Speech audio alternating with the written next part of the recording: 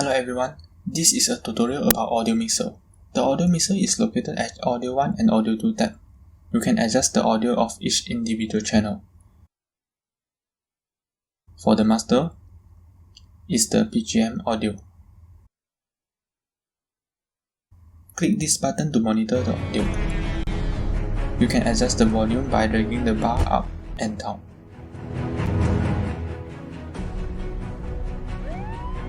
To mute, click on this button.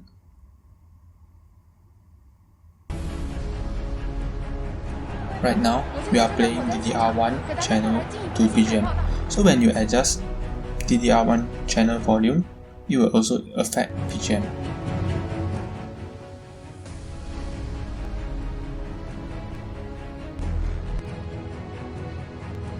To stop monitor, click again this icon.